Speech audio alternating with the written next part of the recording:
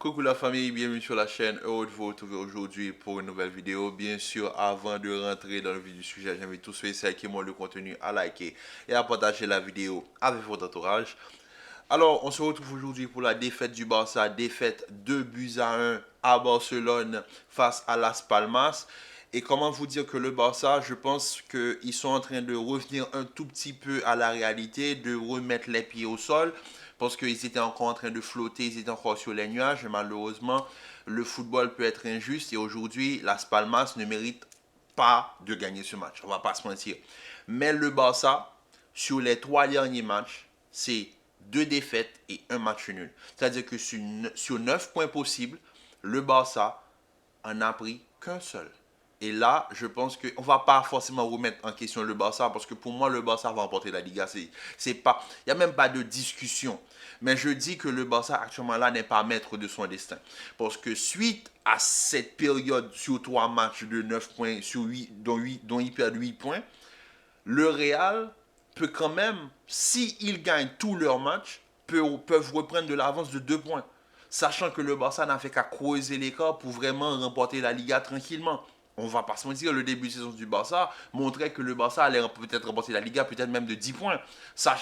Ensuite, suite au Classico, pardon, on s'attendait à avoir un Barça, mais vraiment en extra confiance. Mais comme je l'avais dit, le Barça va avoir une période où ils vont entrer dans une période de mou, où on va voir est-ce que le Barça va pouvoir tenir le rythme. Et actuellement, la période de mou se catégorise par une seule chose, le retour des blessés. Parce que qu'on le veuille ou non, l'absence d'un Casado aujourd'hui, eh bien, au milieu de terrain, ça fait toute la différence. Le double pivot Gavi-Pedri, ça ne fonctionne pas. Ça ne fonctionne pas. Depuis le retour de Gavi, je vous le dis, Gavi, j'aime bien Gavi, mais Casado a pris sa place maintenant. Je suis désolé. Et il va falloir trouver comment insérer Gavi dans ce milieu de terrain, parce que pour moi, Casado est indéboulonnable. Et même si Casado ne joue pas, pour moi, s'il n'y avait pas la blessure de Bernard, c'est Bernard qui aurait été titulaire. Donc Gavi Pedri, ça ne fonctionne pas.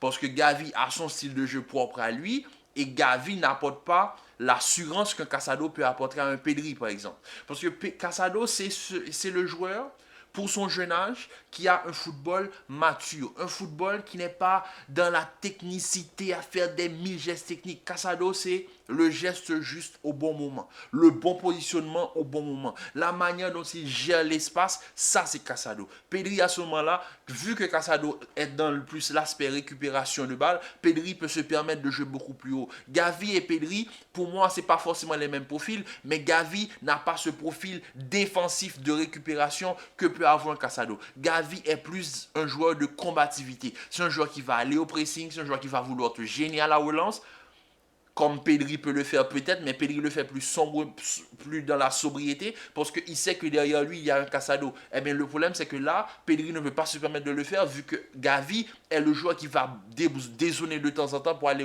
déranger le relanceur de l'équipe adverse. Et là, tu crées ce dysfonctionnement au niveau du milieu de terrain, et ensuite, Frankie De Jong, je suis désolé, sa rentrée aujourd'hui n'a rien apporté. De Jong, le retour des blessés fait du mal au Barça. Et oui, et ben, je pense que c'est là qu'on va voir la période du Barça. Ensuite, il y a des changements que j'ai pas compris. Daniel Olmo, c'est après que j'ai pu comprendre que Daniel Olmo ne pouvait pas jouer vu qu'il a une petite gêne.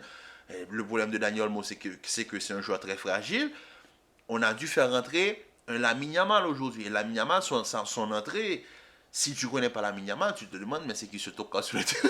Je suis désolé.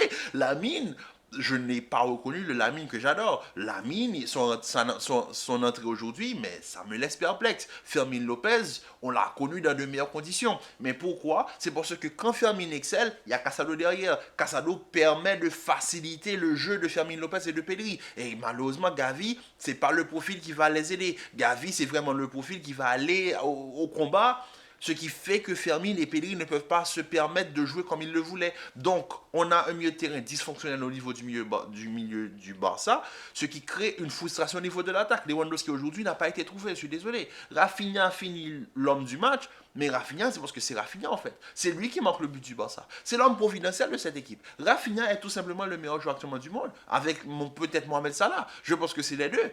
Je vois personne s'asseoir à leur table. Bon, pour moi, les 3 meilleurs joueurs du monde, c'est Salah, sans discussion, Salah, Rafinha et Vinicius. Pour moi, c'est les trois. Parce que Vinicius, qu'on le veuille ou non, il excelle dans ce Real qui est malade.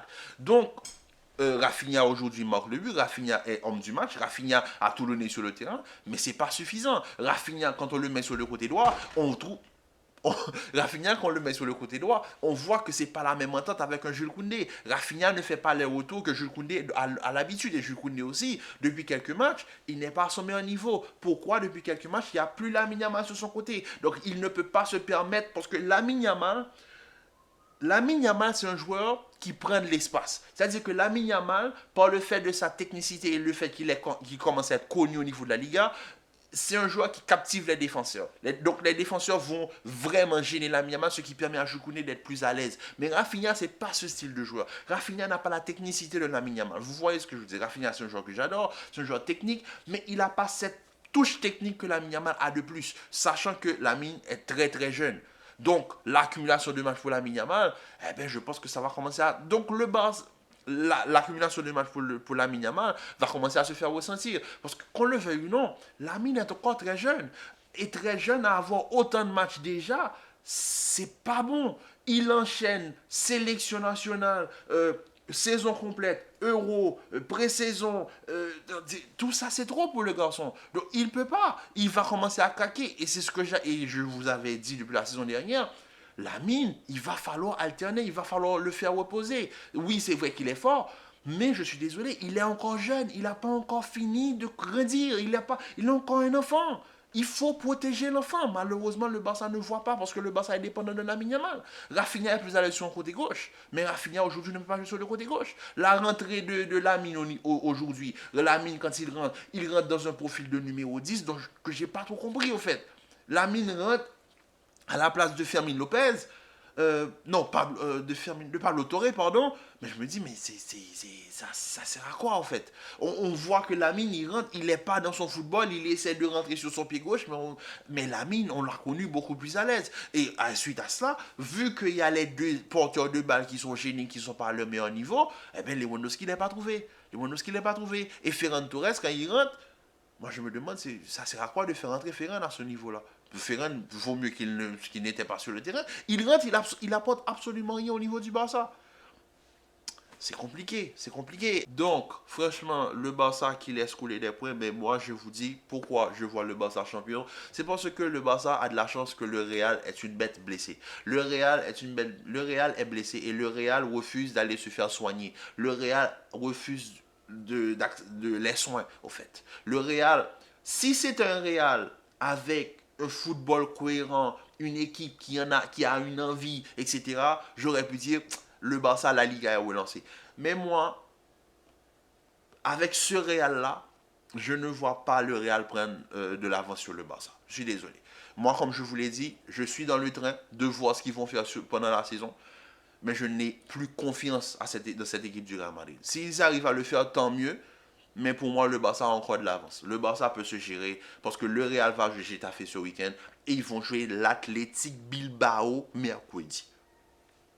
Il n'y a pas de garantie. S'il y avait un Vinicius et Rodrigo, j'aurais pu dire ok, Rodrigo revient, mais Rodrigo et Mbappé, est-ce que ça va fonctionner? Je ne sais pas. Donc, Rodrigo va revenir, mais je suis désolé, c'est Getafe et Bilbao. C'est deux équipes qui peuvent rapidement, même s'ils ne te battent pas, ils peuvent, par le côté, l'aspect physique, peuvent te gêner, sachant que le Real a déjà énormément de blessés. Kamavinga blessé, Tchouaméni n'est pas là. Donc, comment vous dire que c'est pas un Real qui peut faire mal au Barça. Donc le Barça n'est plus maître de son destin, mais quand même, ils ont une marge parce que l'adversaire concurrent direct qui est le Real Madrid, c'est pas une équipe qui se porte pour le mieux. Donc le Barça a encore de la marge. Mais bon, défaite du Barça aujourd'hui, comme je l'ai dit, les retours font énormément de mal au Barça. Gavi, son retour fait du mal. Olmo, c'est pas encore un retour définitif vu que c'est un joueur qui est très fragile. On ne connaît pas la condition physique d'Olmo, donc ça, on peut se poser des questions. Frenkie de Jong, je pense que le Barça, depuis quelques années, essaie de vendre Frenkie de Jong. Malheureusement, ils sont bloqués vu que Frenkie ne veut pas partir. Mais Frenkie, pour moi, n'a plus sa place au Barça. Vivement que Cesny prenne sa place au cash parce qu'il n'y a Peña quand même. C'est deux tirs cadrés de but et ça commence à faire peur. Même si l'autre jour, en Ligue des Champions, il a fait un plutôt bon match. Mais quand même, il peut mieux faire. Au niveau de la défense centrale aujourd'hui, Pau Cubarsí m'a un petit peu déçu. Inigo continue sur sa saison extraordinaire. Jules Koundé, comme je l'ai dit depuis quelques matchs, il est un peu dans le flou, mais c'est pour ce qu'il n'y a plus cet automatisme sur le côté droit avec Lamine Yamal qui était absent. Alejandro Balde aujourd'hui qui sort pour la rentrée de Martin, et franchement le second de Balde Martin, non merci. Gavi, son retour fait du mal au Barça, mais il va falloir trouver un système pour intégrer Gavi, parce que Gavi, je pense pas que c'est un joueur qui doit aller sur le banc.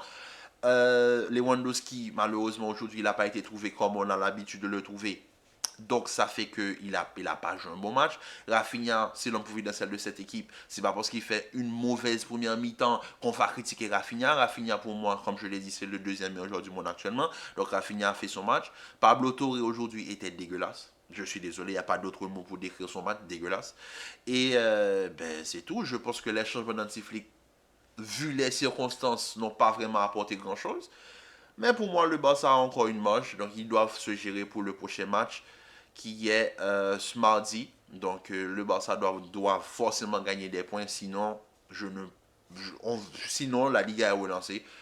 Et là, je ne pense pas forcément au Real, je pense surtout à l'Atlético qui revient de très loin. Et l'Atlético peut revenir, si je ne me trompe pas, j'avais pris des notes, à 2 points du Barça. Donc, ça peut sentir le roussi pour le Barça. J'ai plus peur de l'Atlético que du Real Madrid. Donc, ne vous inquiétez pas. En tout cas, la famille, c'est assez spécial. Je ne m'attendais pas à ce que le Barça perde autant de points aussi vite. Mais bon, disons que la Liga est relancée temporairement. On attend de voir les prochains matchs. Donc sur ce, la famille, je vous dis à très bientôt pour une nouvelle vidéo. Commentez, likez, partagez. Restez en paix, en santé. Prenez soin de vous. Et on se dit à très vite pour une nouvelle vidéo.